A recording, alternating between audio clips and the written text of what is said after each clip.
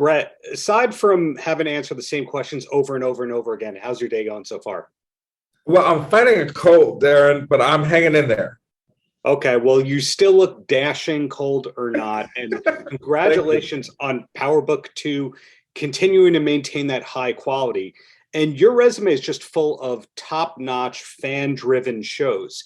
When did you kind of realize, hey, I'm a showrunner for life? That's a good question. I think that the first time I became a showrunner was on The Following. And that's actually, it's not a job that I knew I was going to get or do.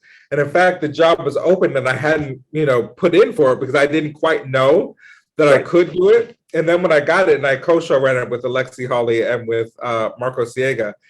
And I think what I had to do when I got that job is within 2 weeks, we had to turn it around and get it up and running and get scripts and then keep going like on a dash.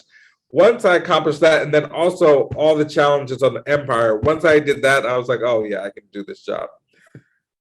Marcos, who you just mentioned, directed a lot of music videos I loved growing up. So that's his background. And you find out a lot of showrunners were successful stand-up comics or writers.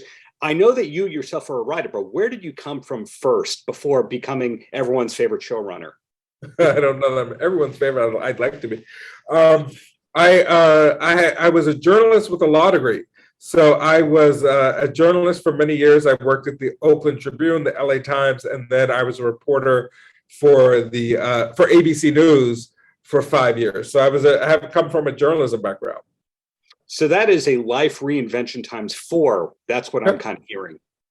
Well, it's all about storytelling. So I think all my training in terms of the journalism and telling a compelling story with compelling characters lends itself to writing for film and television. So I rely a lot on, my journalism background in terms of writing and storytelling now. And so PowerBook is its own universe. How far ahead are you looking with the universe in terms of the work you do? Well, so we are just, season 3 is launching on March 17th for the viewers, but I'm actually deep in season 4 now. Wow, so you must be able to keep a secret. That's what I'm hearing if you're late ahead like that. Yeah, absolutely. Although I will say throughout these interviews, I do have to constantly remind myself, like, what does the audience know versus what the audience doesn't know.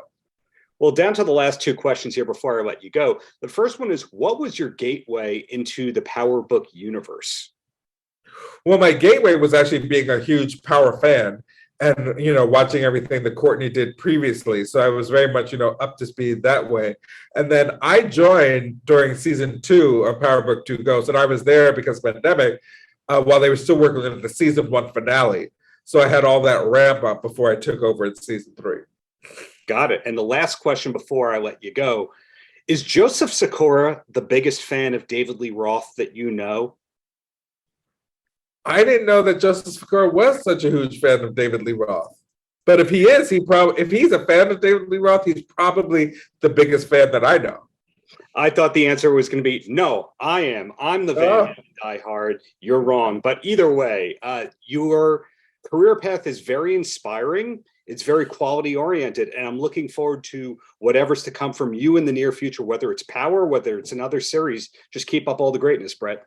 Thank you so much. I appreciate it. Thank you. Paltrocast.